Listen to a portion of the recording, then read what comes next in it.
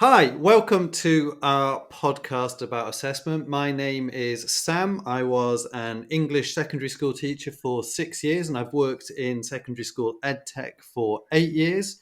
Um, the idea of assessment in schools makes me feel slightly queasy, slightly uncomfortable, but it's what I'm focusing on now in my sort of career. So here we are. This is what we're doing.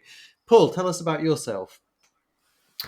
So I've been in primary education for over 15 years now in different capacities: teaching assistant, teacher, leadership, and again, assessments kind of permeated all of those. So kind of keen to explore assessment a little bit further through this podcast with you, Sam. Great. At 15 years, that sounds like a long time. Are you still all right? Still all right, still surviving, still loving education, but in a slightly new capacity where, I think we're positioned quite well to help. Well, so you might think that a podcast about assessment sounds a little bit on the dry side, but we are here to jazz it up then. So cue the music.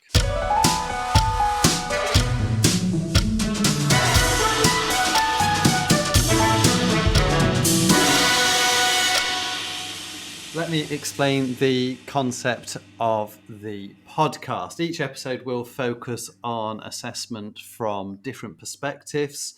They're going to be short and snappy episodes, so you can listen to them as part of your professional development or simply because you're interested in exploring assessment with us. Every episode, we're going to go away and we're going to do some essential reading of reports, theories, or academic writings, just so that you don't have to. And then during these next 10 or so minutes, we will feed back on our findings, interrogate the concepts. And at the end of the episode, we're going to attempt to synthesize our thoughts into 3 key takeaways for you to mull over or potentially assimilate into your practice if you hear some good ideas that you think you could use. Paul, what have you been reading? I've been looking at what the government have been coming out with about this from the DfE and from Ofsted. And it's, essentially, assessment should be the most helpful thing in the world. Basically, we're looking at the key aspects of, where children are at before we start teaching. What do they already know? What can they already do? We're looking at where they need to go and what we need to do to get them there. And that, I would say, certainly in my capacity as a primary teacher, that was an endless and thankless task at many times, where marking books for hours and hours and coming up with the best targets I could come up with, presenting these to the children, looking at their books a week later and wondering what planet they'd been on and if they'd ever read what I actually put in their books. And I don't know if that was the same experience for you, Sam, in secondary. Yes. It very similar in that respect at secondary level. And I think that it's going to be interesting drawing that out, isn't it, as we speak? Because actually, there are so many differences, and I think we'll cover those. But there are so many differences between primary assessment and secondary assessment. But there are also so many similarities, and so much that I think that secondary teachers can learn from primary teachers, and vice versa. In particular, that one that you mentioned, which is like, when did the kids even? Where have they been whilst I've been doing this teaching? I've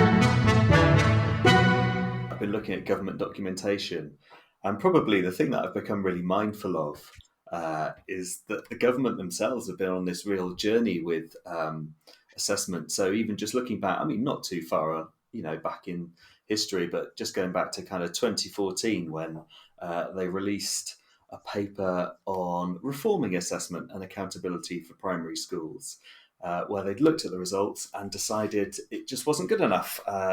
We weren't getting high enough grades across the school system, and so pressure was on for schools and for teachers, and they set an aspirational challenge of 85% of children achieving an expected standard. I'm not sure we entirely know what that is still, but that was the challenge set for schools. And they set this precedent that good teachers were going to assess children regularly. And they really put this pressure on for us, just doing constant assessment. And I love that they have this little line in their document that says, the government's not going to prescribe how it should be Mm. done. So essentially, do a load of work, but we're not going to tell you how to do it. I thought that was brilliant. Uh, and I kind of get the sense then when you move forward by a few years that they realise that they kind of got it wrong, because they then kind of realised that teachers were doing so much work on assessment that kind of, I suppose, the teaching and learning bit perhaps was playing catch up. And so they then decided that we need a system that actually recognises that teachers do know how to assess children, and they didn't want to put a disproportionate burden onto us. So, as I say, the many, many evenings I gave up in my life Yeah. marking books, actually, if I was to measure how much impact that really had in terms of the progress the children were making, maybe it wasn't as big a progress as I thought it actually was. Um, Certainly, perhaps not the best use of time. So yeah, as I say, the journey kind of went from, hey, we want schools to do better, therefore assess more, and they realised actually assessing more doesn't do anything really. And I suppose I was trying to put this into a visual thing. You're not going to know this because we're on a podcast, but I'm a very visual person. And I thought, what is this a little bit like in terms of a real life scenario? And I was thinking, okay, this is a little bit like my bike the other week when I burst the wheel and decided I was going to fix it myself. I Mm. kind of took it off. I could diagnose the problem, but that wasn't going to lead to any change in my bike. I could find where the puncture was, find where the hole was, where the gap was, but actually there had to be some action to get this thing moving again. And I think that's the same with assessment. I think we can use it to kind of identify where the gaps are, where children haven't learned something. But if we leave it at that point, what have we achieved? But I think, yeah, to kind of summarize it, so you can identify a problem, and we've all done this with children. They need to work on this, this, and this. But if we literally just report that and say you need to work on this, do they actually know what they're going to do to improve? I heard a great phrase. Somebody said it's a bit like often in classrooms saying to somebody who's just trying to be a comedian and isn't very funny, just be funnier. Like to children, right? Next time you do this, can you use more paragraphs? Actually, what do they actually know what we mean by that? Yeah. Yeah. So do you think that teachers have the tools to be able to to sort of to know what to do with those diagnoses? Do you think that teachers have what they need to be able to sort of roll out formative and summative assessment and whatever in an effective way? And This is, if not, yeah, if I not, think this is where the challenge is. right, yeah. Do you think that Ofsted offer us the That's tools? that's a big question, isn't it? I think they're trying to. Certainly, kind of this year, they've released this improving workload and well-being for schools system. Um, and again, the onus is on the leaders and the teachers. Obviously, we've got to appreciate that assessment is different and it is contextual, isn't it? Mm, It's going to look very different in one school to another, and in one class to another, and even in one subject to another.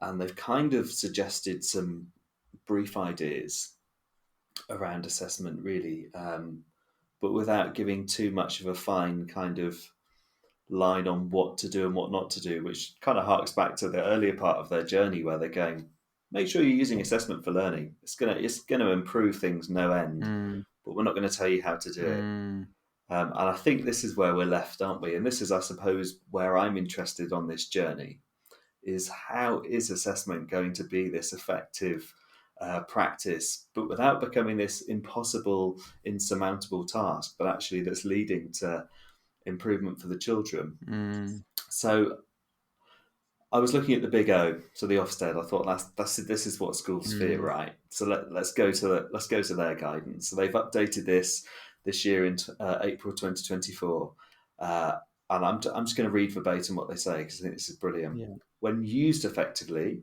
assessment helps pupils to embed knowledge, use it fluently. It assists teachers to produce clear next steps. I love that bit. Yeah. And then they go on to say, however, it's too often carried out in a way that creates unnecessary burdens for staff and for pupils. And I suppose the one takeaway message they give is it's important that we understand there are limitations and there's no point in misusing it, there's no point in overusing it. Kind of goes back to my little, bike tire thing. I can keep checking my tires, but if I don't actually know how to fix them, Mm, it's pretty pointless. So I pulled out kind of three things that they've said, and I'm going to kind of narrow them down to what I suppose the limitations of assessment are. It seems really key to Ofsted when they come in to look at your school and all the various aspects that they're looking at, that they're wanting to know that we can see limitations in it, Yeah. and that we're not just assessing and assessing and assessing. Like I say, assessment only gets us so far, but it doesn't give us the action to inform change. Yeah. I know not long ago when Dylan William came out with the idea of AFL, and everyone ran with this, assessment for learning, assessment for learning. If I'm assessing, then learners are going to make progress. Well, no, because if you're just identifying the problem, but without doing anything, we're not kind of enacting change for the children. Yeah, so we better wrap it up actually, because we're going long. But I think that's what we do need to explore, isn't it? In these things, it's actually that there is that sort of the push and pull between actually assessment that is valuable, assessment that offers solution to pupils, and assessment that is rolled out effectively. And then there is sort of the assessment, which is for schools, which is for league tables, which is to meet sort of Ofsted requirements. And for me, a lot of the time, I struggle with the concept of assessment because of that push and pull, because of that actually, who are we doing this for? We know who we're doing it for. We're doing it for everybody. We're doing it for the pupils, but we're also doing it for the school. We're doing it for the league table. We're doing it, but each of those factors brings its own sort of dimensions and difficulties that teachers have to sort of wade their way through.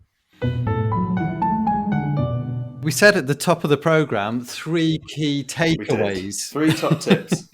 So here we go. I'll go as fast as I can. So I would say top takeaway 1, when you kind of think about your assessment, just know that it's limited. Assessment on its own is not going to be the cure-all. By all means, kind of, use that assessment to inform yourself of what you know that your learners can do and cannot do, and already know and perhaps don't know. But then it's got to lead to some action. I'd say we've got to understand the value of assessment. Essentially, we're just using it to just check in, and there's been a real kind of push, I think, recently on this low stakes idea, interactivity, games, things that are helping children to just recap quite quickly, to embed ideas, but then allow them to explore those as well. I don't think just knowing the knowledge is enough, so let them kind of play with ideas. I would say share that with friends. Can they communicate that definition of a word in a different way, using a picture, explaining it somehow in a different way? So yeah, don't limit it. Understand that it's valuable, so long as we give children different ways to use it. And the third one, I think, understanding the position of assessment. Are we narrowing the opportunities we're giving learners by just constantly assessing?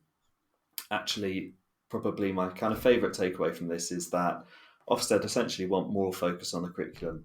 They want less on us just generating assessment data and interpreting data. That's not enough. Effectively, we've got to offer this broad and vibrant and balanced curriculum for children. And if all we're doing is focusing on an end of point test, which I know is perhaps much harder in secondary, where you are gearing towards those big exams, essentially we're thinking beyond just the exams. We're thinking of what we're offering children in terms of, a lifelong adventure. And so, you use assessment in a way that's going to let them feel success and feel good at what they do, I would say. I love it. I think you ought to be the Minister for Education. Well, that would be nice. Let's take on the education, shall we? Take on the system. So, like and subscribe to the podcast if you want to listen to more of this absolute assessment gold. And please feel free to drop a comment in whatever platform you listen to the podcast on. Drop us a comment, and we will definitely pick those things up and respond to them if we receive any interest whatsoever. We're looking forward to it. Thank you very much for listening, and we'll see you soon. Bye-bye. Bye-bye.